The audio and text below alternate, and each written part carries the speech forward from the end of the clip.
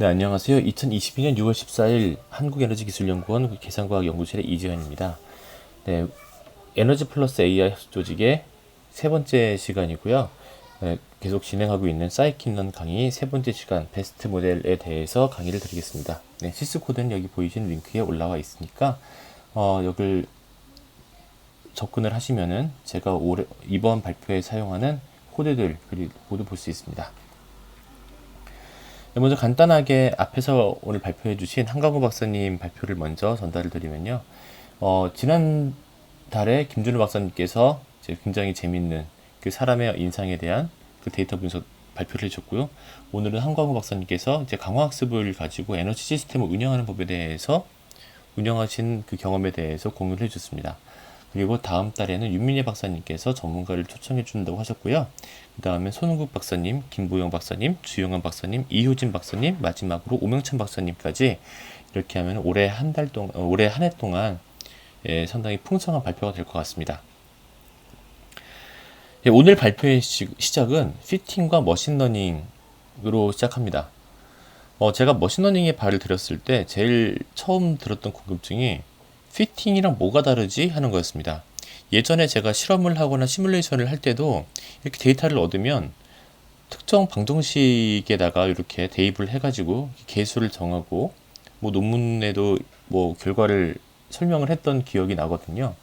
근데 똑같은 데이터를 가지고 머신러닝 할 때는 전체 데이터를 다 이용하지 않고 뭐 7대3 또는 8대2로 나누어서 트레인셋으로 학습을 시키고 나머지로 검증을 합니다.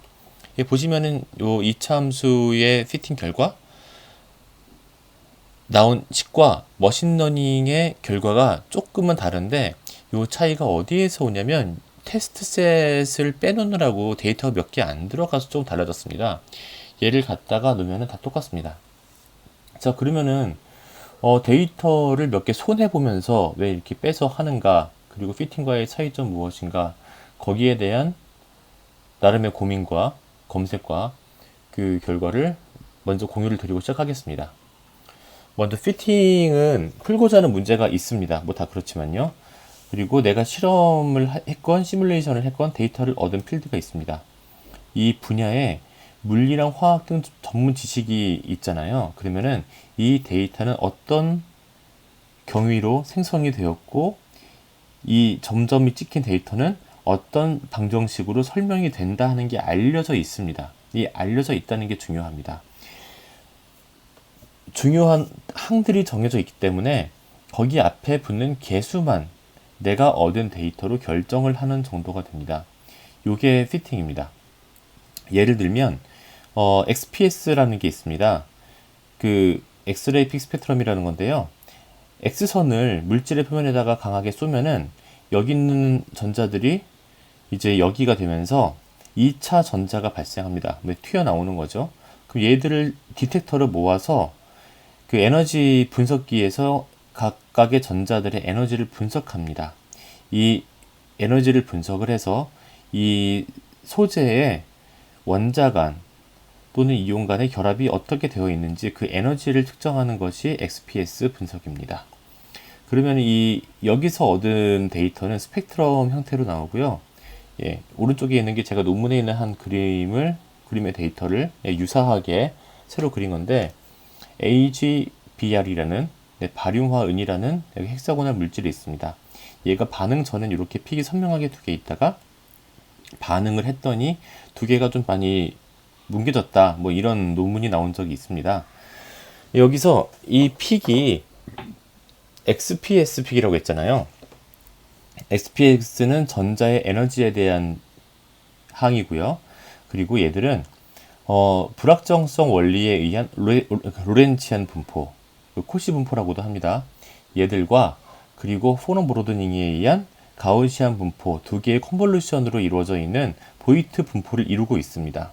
그렇다면 여기 있는 이 데이터도 분석을 할 때 어디에 어떤 픽이 얼마큼 있는지 이렇게 되어 있는 거를 디컨볼루션을 해서 분석을 해야 되는데 그때 다른 이퀘이션 쓰는 게 아니라 보이트 이퀘이션을 써야 됩니다.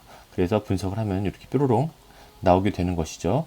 그래서 여기 있던 픽이 여기로 얼마큼 이동을 했는지, 얘들은 무엇인지, 뭐 이런 뭐 이제 그 겹쳐 있으면 둘이 뭐 결합을 하고 있다 이런 걸로도 볼 수 있기 때문에 둘 사이의 화학 결합의 변화라든가 뭐 이런 것들을 알 수가 있습니다.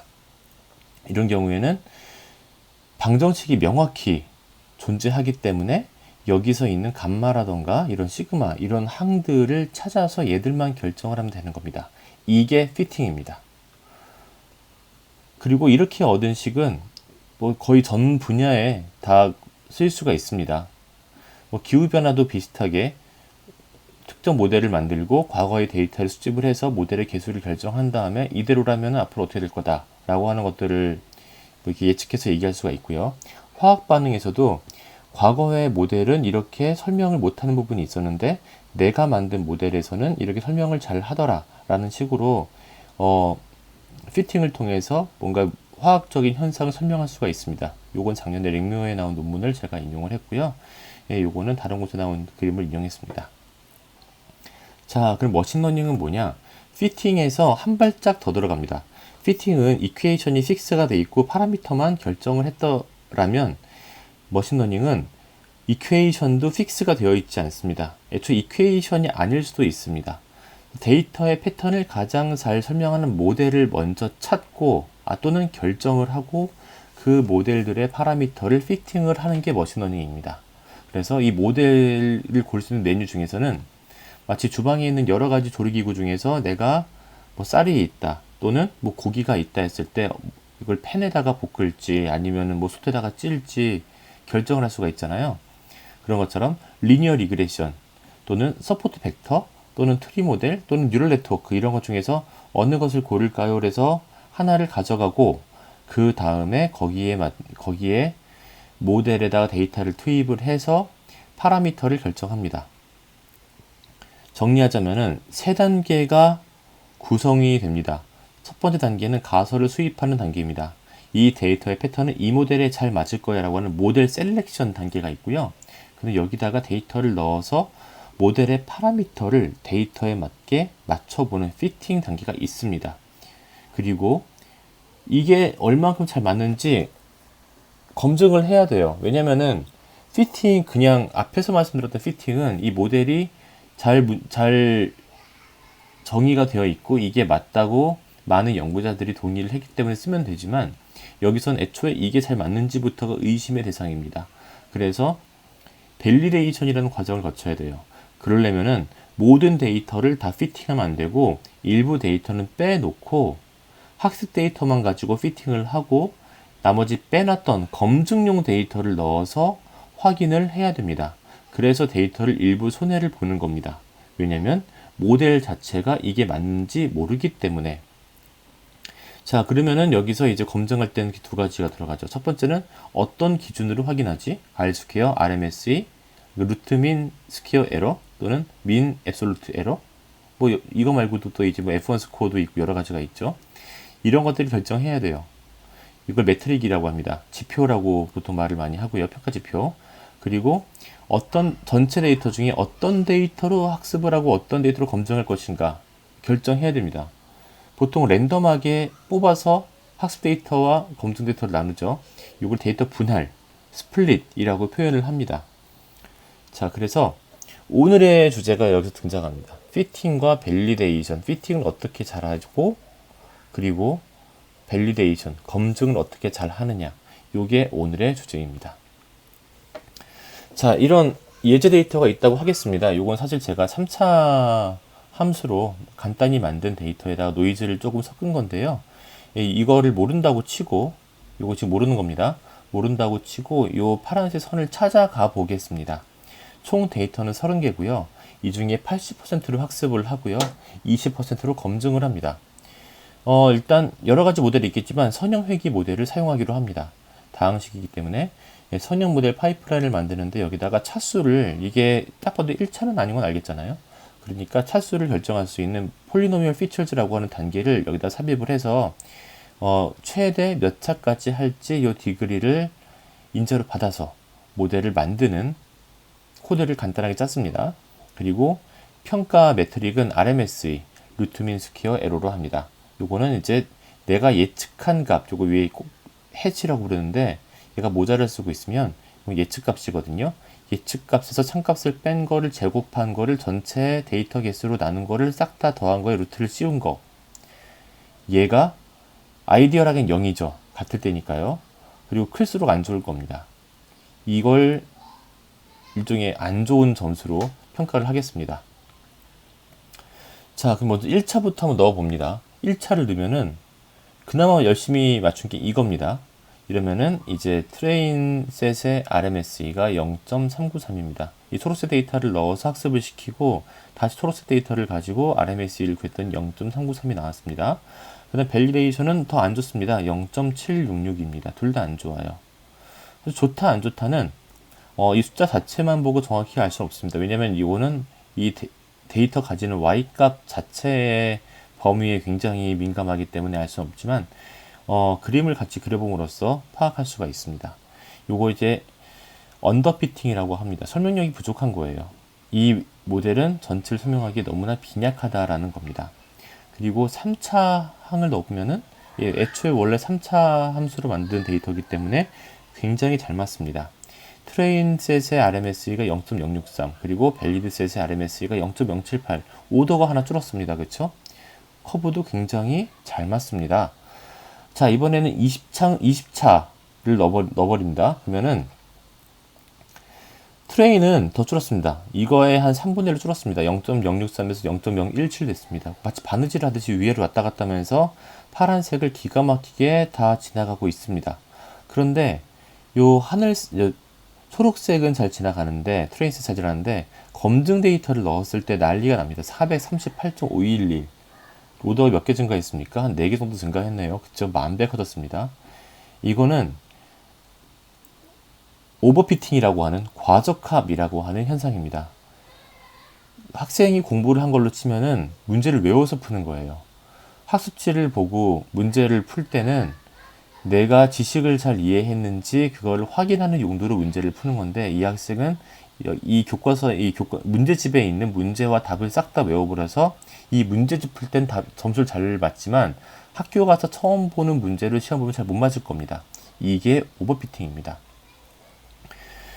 사실 이 그림 놓고 보면은 누가 이렇게 하겠어 라고 생각을 할 수 있는데 사실 굉장히 많은 사람들이 겪는 문제가 오버피팅입니다.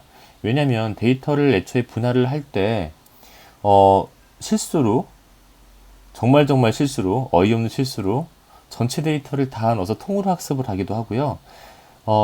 학습용과 검증용으로 나눴다고 해도 검증용 데이터가 이래저래 여러 가지 이유로 학습용 데이터셋에 스며 들어가서 이걸 리키지 새에 들어간다고 합니다. 유출이라고 하는데 그렇게 되면은 학습할 때 되게 성능이 좋은데 이때 검증까지도 좋죠. 근데 이제 정말 실전에서 새로 나온 데이터를 딱 보자마자 성능이 팍 떨어집니다. 그래서 이런 밈들이 많습니다. 인터넷에. 오버피팅을 설명하는 가장 좋은 방법. 이 침대에는 이렇게만 누워서 잘 수 있어요. 이런 거고요. 그리고 오버피팅 계집입니다. 굉장히 딱 맞게 되어 있는 오버피팅 계집이고요. 이제 이런 걸 보는 저 같은 사람 입장은 이제 이런 거죠. 그래 나도 저랬지 하면서 이제 하하하 하면서 이렇게 영혼 없는 웃음을 웃게 되는 겁니다. 다른 표현으로 바이어스, 편향과 베리언스, 분산으로 표현하기도 합니다. 왼쪽부터 언더피팅, 저스트핏, 오버피팅인데요. 언더피팅은 바이어스가 크다고 합니다. 왜냐면은 이 덩어리들의 오차가 되게 커요. 그쵸? 여기 안 맞고 되게 안 맞잖아요. 그래서 하이 바이어스입니다. 근데 이 데이터 간의 오차 차이는 크지 않습니다. 그래서 베리언스는 작습니다. 그리고 저스트핏 딱 맞을 때는 없진 않아요. 이 완벽한 100% 완벽한 모델이 아닌 다음에야 약간의 바이어스와 약간의 베리언스가 있습니다. 근데 여기서 과적합이 발생했다? 바이어스는 굉장히 적어요. 근데 베리언스는 굉장히 커집니다. 안 맞는 것들이 굉장히 많이 안 맞게 됩니다. 이 그림은 일단 여기서 넘어가도록 하고요. 나중에 혹시 뭐 딥러닝 같은 거를 다루게 되면은 그때 또 다시 또 한번 꺼낼 기회가 있을 겁니다. 예, 이 페이지 다시 보겠습니다. 여기서 아까 우리는 다항 함수를 피팅을 해가지고 3차일 때 굉장히 좋은 결과를 얻었습니다. 그런데 여기서 이게 마음을 놓을 수 있는 그림은 아닙니다. 왜냐면은 여기에 또 한 가지 요소가 또 있어요. 80%로 학습을 하고 20%로 검증했다고 하는데, 어떤 데이터로 학습을 하고 어떤 데이터로 검증했느냐에 따라서 성능이 왔다 갔다 할 수가 있습니다. 예를 들어서 극단적으로 여기 있는 것들 중에서 80%, 그러니까 전체 중에서 여기 있는 것들만 80%를 가지고 학습을 하면은 여기서 이렇게 끝까지 안 올라가고 이렇게 할 수 있습니다. 30개 중에 80%를 봤자 24개고요. 20%를 봤자 6개이기 때문에 하나, 둘, 셋, 넷, 다섯, 여섯 이만큼 떼내면 돼요. 그러면 여기서 이렇게 쫙 예쁘게 올라가지 않고 이렇게 할 수도 있는 거고요. 그리고 거꾸로 여기서 빼먹으면 여기서 이렇게 할 수 있는 거고요. 운빨이라는 게 작용을 합니다. 데이터를 뽑는 것 자체를 랜덤으로 맡겨버리면 어떤 데이터를 뽑아서 학습에 적용을 하고 어떤 데이터를 뽑아서 검증에 투입을 하느냐에 따라서 성능이 왔다 갔다 합니다. 왜 이 말씀을 드리냐면 여러분께서 모델을 한 번만 만들고 끝 하는 경우는 없어요. 대개 첫 번째 만든 모델 성능이 안 좋고 개선의 여지가 많기 때문에 모델을 바꿉니다. 그런데 그때그때 만약에 데이터가 분할이 다르게 된다면은 올바른 평가와 검증이 되지가 않습니다. 그래서 데이터를 자를 때부터, 물론 한번 딱 자른 다음에 저장을 해놓고 계속 쓰겠지만 한번 딱 자를 때부터 데이터의 분포를 감안해서 세심하게 잘 쪼개야 돼요. 보통 랜덤 샘플링 할 때 그 트레인 테스트 스플릿이라고 하는 사이키넌의 모델 셀렉션 모듈에 있는 이 명령을 사용합니다. 여기다가 X 데이터셋, Y 데이터셋, 그리고 테스트 사이즈는 전체 20% 이걸 넣으면은 X랑 Y를 X 트레인과 X 밸리데이션, 그리고 Y 트레인과 Y 밸리데이션으로 나누어서 모델에다가 얘랑 얘 갖고 학습을 하고 얘랑 얘 가지고 검증할 겁니다. 자, 여기서 이제 요거를 좀 제대로 해보자 라고 하는 겁니다. 네, 하나만 더 말씀을 드리면 여기 하이퍼 파라미터란 말을 제가 자꾸 쓰고 있습니다. 왜 하이퍼 파라미터냐면은 아까 여기서 그 3차식에서 요걸 피팅했더니 이거는 유사한 식이 나와요. 여기 앞에 개수가 a, 또 여기 지금은 0이지만 x제곱하기 때문에는 ax 세제곱 플러스 bx제곱 플러스 cx 플러스 d라고 하는 4개의 개수가 있을 겁니다. 그 개수가 파라미터입니다. 머신러닝에서 파라미터는 데이터가 들어가서 만들어지는 거고요. 그래서 3차 항이다, 예를 들어서. 또는 딥러닝에서 레이어가 몇 개다, 노드가 몇 개다. 이거는 모델의 모양을 만들어주는 그런 매개 변수가 있습니다. 그런 모델의 모양을 만들어주는 매개 변수를 하이퍼 파라미터라고 합니다. 그래서 여기서 이런 다항함수에서의 하이퍼 파라미터는 이게 몇 차 함수냐라고 하는 이 디그리가 하이퍼 파라미터가 되고, 아까 말씀드린 대로 여기 앞에 개수가 되는 A, B, C, D는 파라미터가 됩니다. 자, 이제는 조금 큰 데이터셋을 가지고 하겠습니다. 크다는 말도 약간 우스운데요. 그 지난 시간에 봤던 펭귄 데이터셋을 가지고 하겠습니다. 먼저 얘를 잘 쪼개는 것부터 해볼게요. 리마인드 차원에서 설명드리면 이 펭귄 데이터셋은 스피시즈, 어떤 종의 펭귄이냐, 아들리 펭귄, 젠투 펭귄, 친스트레 펭귄, 그리고 펭귄들이 어디 살고 있냐, 톨가슨, 드림, 비스코, 이 섬들이고요. 그리고 펭귄의 신체 치수, 부리 길이, 부리 폭, 날개 길이, 여기다가 암컷, 수컷까지 해서 펭귄의 체중을 구하는 문제를 지난번에 했었죠. 똑같은 걸 할 겁니다. 자, 데이터셋 불러왔고요. 한 10개쯤 있는 결측치를 날려버리고 그 다음에 처음 5개 항을 찍어봅니다. 그러면 말씀드린 대로 종과 사는 서식지와 부리의 길이와 깊이, 날개의 길이, 체중, 그리고 성별에 대한 데이터가 이렇게 있습니다. 보시면 여기서 인덱스가 0, 1, 2, 3 빠지고 4, 5가 있는데 3이 결측치였습니다. 뭐 하나가 없었어요, 데이터가 이 중에. 그래서 여기서 빠져버린 겁니다. 자, 여기서 Y는 여기서 바디 매스 요겁니다. 체중이고요. X는 여기서 DF 팽에서 요거 Y를 뺀 나머지입니다. 그리고 이제 인덱스를 리셋을 해줬고요. X 트레인과 X 밸리데이션, Y 트레인과 Y 밸리데이션 이렇게 해서 아까 말씀드린 대로 트레인 테스트 스플릿이라고 하는 명령을 써서 8대2로 나눴습니다. 자, 근데 8대2로 분명히 여기서 8대2로 나눴는데, 자, 그러면은 데이터 개수는 8대2가 돼야 되는 게 아니에요. 그렇죠? 여기 펭귄 중에 아델리 펭귄도 트레인 셋과 여기는 그 밸리데이션 셋의 8대2로 들어가야 되고요. 여기 섬, 톨거슨 얘도 8대2로 가야 되고 암컷, 수컷도 8대2로 가야 됩니다. 암컷과 수컷의 비율이 뭐 불균형이다. 그거는 중요하지 않아요. 여기서는 이 수컷의 데이터가 만약에 100개가 있다면 전체 데이터 300개 중에 수컷이 100개, 암컷이 200개라면 수컷의 100개가 80개, 20개 들어가야 되고 암컷 200개가 160개, 40개 들어가야 된다는 말씀을 드리는 겁니다. 자, 요게 테스트셋의 비율입니다. 전체 데이터에 대한 테스트셋에 할당된 데이터들의 비율을 그림으로 그렸습니다. 보시면은 아델리는 20%가 안 됩니다. 한 10% 돼요. 친스트랩은 25% 됩니다. 똑같습니다. 드림은 되게 많고 톨거스는 10%도 안 돼요. 그나마 이제 암컷, 수컷은 대강 비율이 맞는데 이러면은 여기 부족한 거 어디 갔을까요? 트랜스 같겠죠. 그렇죠? 자, 이러면은 예를 들어서 톨거슨처럼 테스트셋에 많이 없다. 트랜스셋에 몰려 들어갔다라고 하면은 얘들은 학습은 열심히 하겠지만 검증이 안 된다. 그리고 드림 같은 애들은 학습은 별로 안 되는데 검증은 빡세게 한다. 선생님이 시험 전에 수업할 때 대충 가르치고 시험 문제 빡세게 내는 거고, 요거 시험 전에 열심히 가르치고 시험 문제 대충 내는 겁니다. 이러면 올바른 평가가 되지 않아요. 얘들을 각 클래스별로 트레인셋과 밸리드셋을 8대2로 나누었으면 얘들도 8대2로 다 나눠줘야 돼요. 그걸 맞추는 걸 스트레이티파이드 샘플링, 층화 추출이라고 합니다. 아까 제가 썼던 코드 뒤에다가 스트레이티파이는 X하고 짜자잔 해서 스피시즈, 아일랜드, 섹스 이렇게 그 층화 추출할 대상을 여기다가 넣어주면은 얘들을 가지고 그 클래스 비율에 맞게 나누어 줍니다. 그래서 이렇게 적용을 하면 테스트 셋 안에 종이 아델리가 20%, 친스트랩 20%, 젠투팽이 20%. 잘 들어왔습니다. 얘도. 조금 차이 나는 거는 데이터 개수가 워낙에 작아서 하나가 왔다 갔다 할 때마다 조금 넘어가고 들어가고 하는 바로 그 정도입니다. 이러면은 학습을 안정적으로 할 수가 있어요. 참고로 이 스트리티파이를 하지 않고 랜덤 샘플링을 해도 웬만하면 비율은 맞습니다. 근데 이렇게 하면 더 정확하게 잡아주는 거고요. 특히 데이터가 되게 적어서 이제 뭐 불량 데이터라던가 뭐 이럴 때 극단적인 예로 그 검증셋의 데이터가 하나도 안 갈 때가 있습니다. 그런 걸 막아주는 역할을 합니다.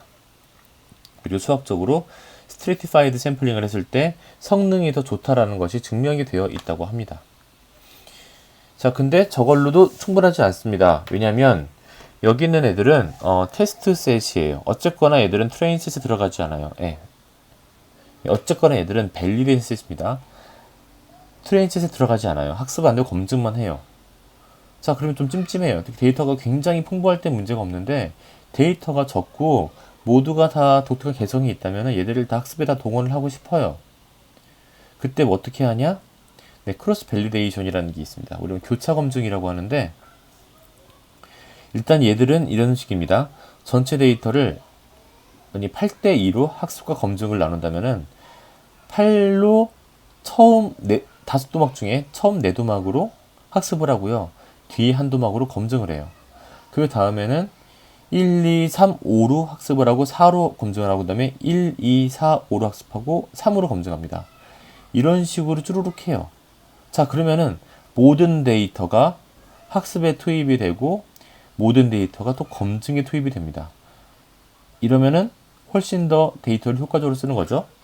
그리고 요거를 가지고서 요게 매트릭 기준을 만족했을 때 진짜 우리가 한 번도 보지 않은 테스트 데이터에다가 이 모델을 넣어서 활용할 수가 있을 겁니다. 자, 근데 하나 중요한 게 여기서 이제 데이터 어떻게 자랐는지입니다. 먼저 사이킨런에서 크로스 밸리데이션용 데이터를 만드는 명령은 kfold입니다. k개로 나눠라 라는 뜻이고요. 여기서 이렇게 kfold를 임포트한 다음에 kfold n split 5 하면은 5폴드를 쓰겠다 라는 의미입니다. 그리고 여기다가 이제 x를 집어넣고 for를 돌리는데요. 여기서 얘가 돌 때마다 얘는 그 제너레이터거든요. 인덱스를 뽑아줍니다. 그래서 트레인의 인덱스와 밸리데이트 인덱스를 5쌍을 만들어줘요.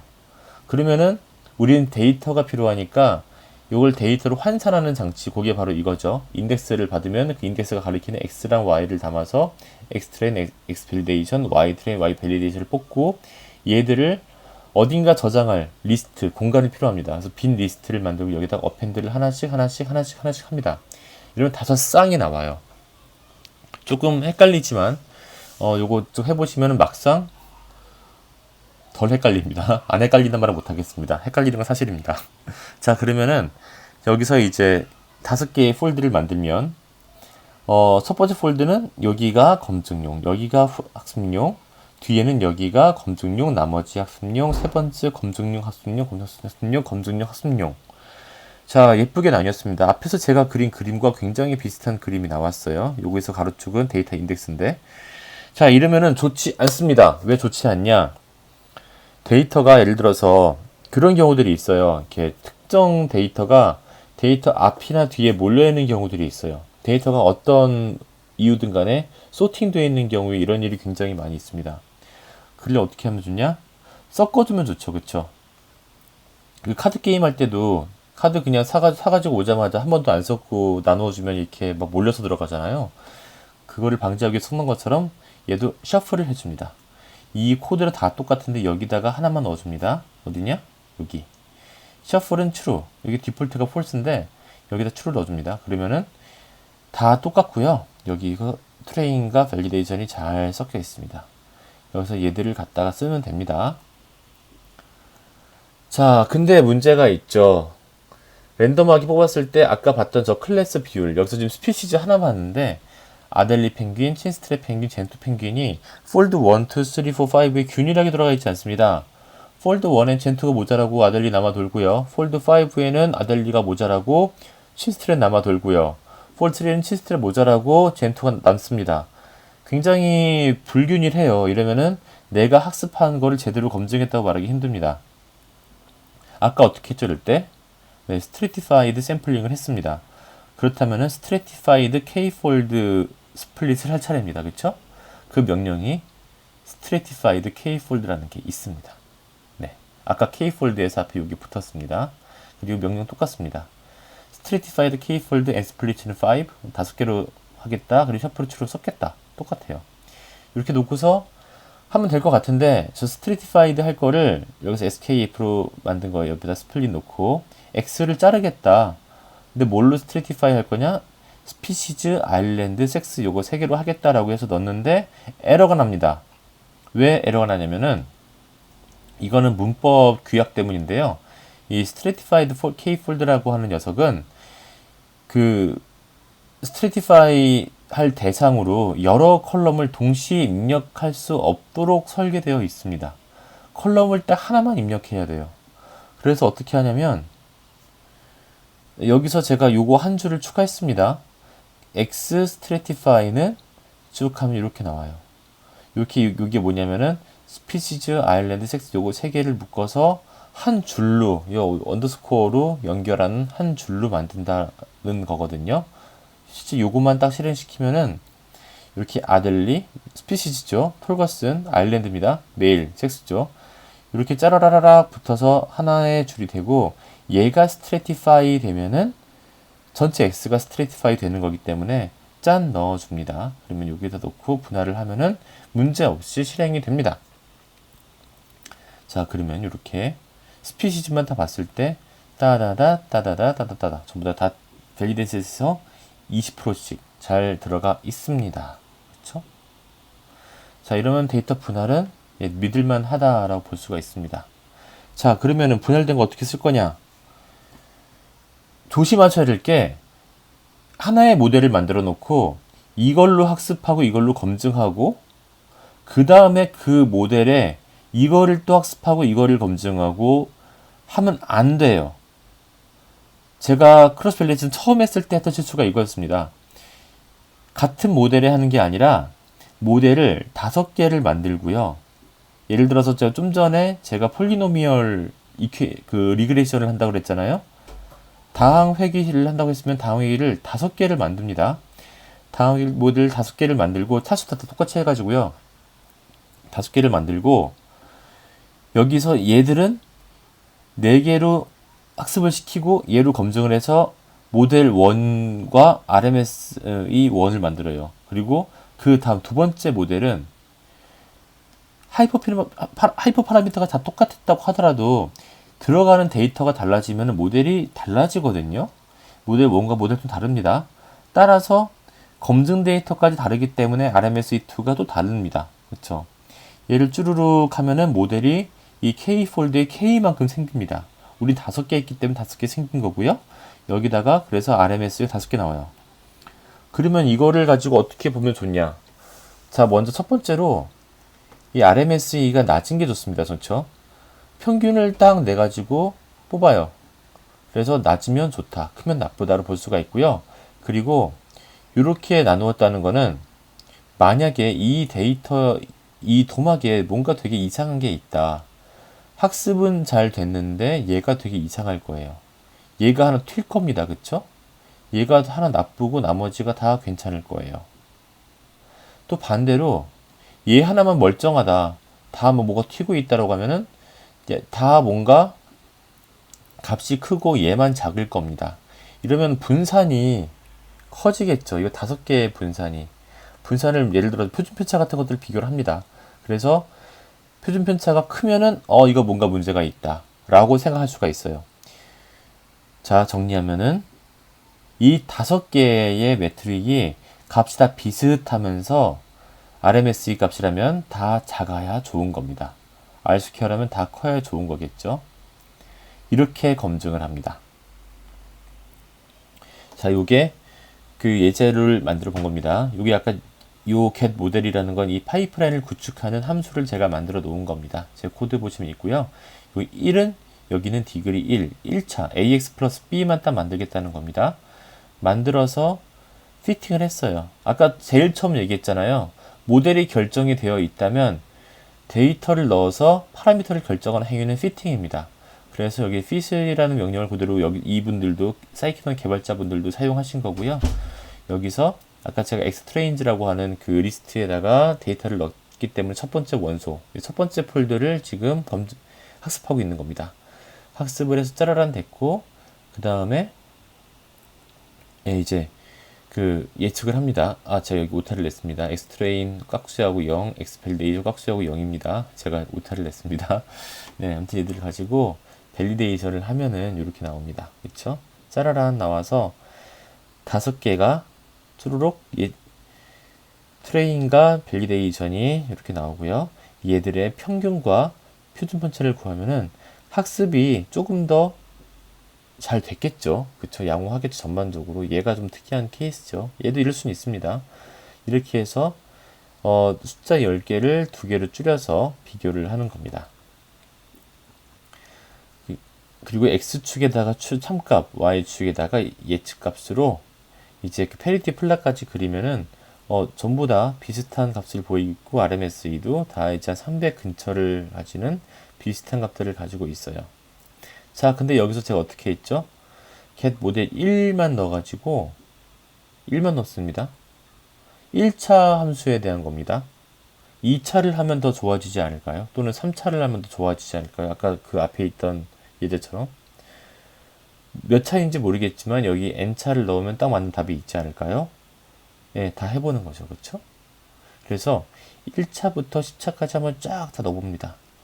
그랬더니 모델이 좀 더 복잡해지는 거잖아요. 1차부터 10차까지 가면은 마지막에 너무 튀어서 지금 그래프가 얘들이 다 거의 선처럼 있는데 얘를 확대를 하면 이렇게 돼 있고요. 녹색이 트레인입니다. 트레인이 차수가 거듭할수록 확실하게 좀 주는 게 보이죠. 모델이 복잡해질수록 학습 데이터는 점점 더 잘 맞춥니다. 전반적으로. 그런데 밸리데이션은 여기는 확실히 늘고 있고요. 여기도 지금 늘고 있어요.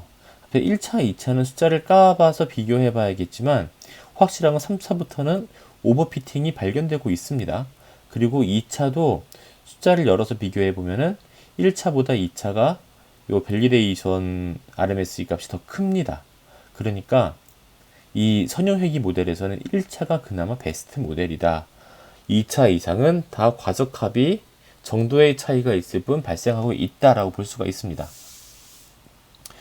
자, 정리를 하면은 일단 데이터에서 데이터를 가지고 5K 폴드로 나눴습니다.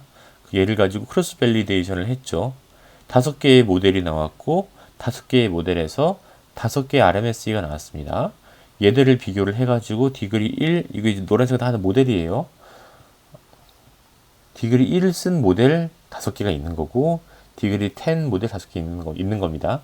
아무튼 얘들 간의 평균과 분산을 비교했을 때 그나마 1번이 제일 좋더라.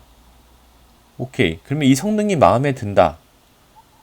예를 들어서 제가 보기에 내가 푸는 문제에서는 RMSE 한 300 정도면 괜찮아 라고 하면은 얘를 쓰겠다라고 결정하면 돼요. 얘를 쓰겠다면은 내가 받은 데이터를 다 동원해서 학습을 시키고 앞으로 올 새로 미지의 데이터를 기다리면 됩니다. 맨 처음에 데이터를 분할했을 때 혹시 제가 오늘은 생략하고 말씀 안 드렸지만 트레인 밸리데이션 말고 테스트 셋을 또 따로 빼놨다면 그 테스트 셋을 이제 넣을 단계예요. 그 전에 테스트 셋과 밸리데이션 셋을 모두 합한 데이터로 다시 뭉친 데이터로 얘를 재학습시킵니다. 이걸 리핏이라고 말을 합니다. 재학습을 시켜서 딱 준비를 하고 있습니다. 최선을 다해서. 그 군사훈련할 때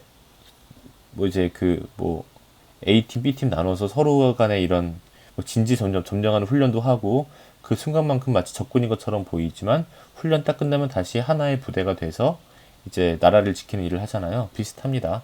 나눠서 좋은 모델을 만들고 합해서 이제 그 다음 데이터를 기다립니다. 그런데 만약에 이 성능이 마음에 들지 않는다 라면 모델을 교체합니다. 아까 선형 모델 써봤는데 조금 별로 안 좋았어. 300이 좀 마음에 들지 않아. 다른 모델은 더 좋은 결과 나올 수 있을 것 같아 라는 생각이 든다면 서포트 벡터 머신을 쓸 수도 있을 것이고요. 트리 모델도 해볼 수 있을 것이고 딥러닝도 한번 동원할 수 있을 겁니다. 이 중에 뭐가 좋은지는 또 해봐야 하는 거죠. 지금 제가 했던 과정을 다시 반복하면서 해봐야 하는 거죠. 그리고 평가하는 방법은 하나 또 있습니다. 그 앞에서는 이 5개의 모델을 만들어서 5개의 요 각각에 대한 RMSE를 가지고 요걸 평가를 했잖아요. 근데 전체를 싹 다 묶어서 평가를 한 방법도 있습니다. 여기서 나온 요 데이터 있죠. 검증 X를 넣어서 만든 검증, 밸리데이션 Y. 밸리데이션 Y 두 번째, 밸리데이션 Y 세 번째, 네 번째, 다섯 번째. 이 5 토막들을 전부 다 따지면은 이 전체 데이터에 여기 해당하는 거거든요. 그 말은 얘들만 쭈루룩 하나로 그냥 붙이면 온전한 데이터셋이 하나가 나옵니다. 이 온전한 데이터셋과 온전한 데이터 Y를 가지고 RMSE를 구할 수도 있습니다. 꽤 재밌죠? 마치 그 프랑켄슈타인처럼 토막토막 나 있는 것들을 붙여서 한 명의 사람을 만드는 그런 느낌입니다. 그래서 자, 앞에 거 평균과 표준 편차를 구해서 전반적으로 비교를 하는 거는 명령어가 있습니다. 크로스 벨 스코어라는 게 있습니다. 이 크로스 벨 스코어에다가 이걸 불러가지고요. 모델을 넣고 X 데이터를 넣고 Y 데이터를 넣고 몇 개의 폴더로 넣을지를 넣고 스코어링을 하면 쭈루룩 값이 나오고요. 그리고 여기다가 좀 전에 말씀드렸던 그 폴드별로 평가해서 하나로 붙여가지고 전체 데이터 비교하는 거. 얘는 크로스 벨 프레딕트라는 명령이 있습니다. 이거를 사용하시면 모델을 넣고 X 통으로 Y 통으로 넣으면은 이렇게 전체에 대한 CV 예측 결과가 나옵니다. 이걸 가지고 참값, 예측값 해서 같이 비교하고 RMS 값 구하고 하면 돼요. 이 두 가지 중에서 편한 걸 쓰면 됩니다. 그리고 제가 오늘의 숙제 과제물로 말씀을 드린 거는 여기서 그 머신러닝 마스터리라고 하는 그런 웹사이트가 있습니다. 이 중에서 K-폴드 크로스 밸리데이션이라고 하는 챕터를 가지고 왔는데요. 제가 오늘 말씀드린 거 말고도 사실 크로스 밸리데이션도 그리고 밸리데이션은 최고의 모델을 이 주어진 한도 내에서 가장 좋은 모델을 만드는 방법이기 때문에 굉장히 여러 가지로 검증이 들어갑니다. 그 중에 이런 게 있습니다. LOOCV라는 게 있습니다. 이게 Leave One Out Cross Validation이라는 건데요. 극단적으로 요 K 폴드에서 K를 데이터 개수만큼 만드는 겁니다. 예컨대 데이터가 100개라면은 하나만 빼서 개로 검증하고 그걸 제외한 나머지 99개를 학습하겠다는 겁니다. 처음에 1번 데이터를 빼서 1번 데이터를 검증하고, 그 다음에 2번 데이터를 빼서 2번 데이터를 검증하고, 마지막에 100번 데이터를 빼서 100번을 검증하고, 당연히 학습이 데이터 개수만큼 들어가고, 데이터 개수만큼의 모델이 나오고, 걔들을 가지고서 뭐 평균 표준편차를 구하든 다 이어 맞추든 하는 거죠. 당연히 흔히 말하는 빅데이터에는 사용할 수 없는 방법이고요. 데이터 수가 굉장히 적고 그 하나하나가 깊이 들여다볼 필요가 있을 때 쓰는 방식입니다. 네. 그리고 스트래티파이드 말씀드렸고, 리피티드는 중복을 허락해서 뽑는 거고요. 네스티드는 뭐 이렇게 한번 더 볼 필요가 있는 모델입니다. 한번 이 링크에 가셔가지고 여기 있는 것들 한번 쭉 보시고 관련 코드가 있기 때문에 한 번씩 실행해 보시면은 큰 도움이 될 거라고 생각합니다. 예, 오늘까지 해서 세 번째 발표를 마쳤고요. 그리고 네 번째, 다섯 번째, 여섯 번째 갈수록 이제 하이퍼 파라미터 옵티마이제이션 하는 거, 선형 모델에 대해서 한 번 더 보고, 트리 모델 한 번 더 보고, 앙상블 모델 한 번 더 보고, 8차 모임에 시비어 매트릭스가 있는데 봐서 이때는 약간 딥러닝을 다뤄볼까 고민하고 있습니다. 이렇게 해서 올해 한 해 한번 계속 이어가 보겠습니다. 예, 발표 들어주셔서 감사합니다. 이만 마치겠습니다. 네, 혹시 질문 스트래티파이드 네. 짜서 넣는 거 네네네. 한번 보여드리겠습니다. 잠시만요. 화면이 왜 안 보이죠, 여기? 잠시만요. 여기 안 보이네? 네. 아이고, 네. 보여드릴게요.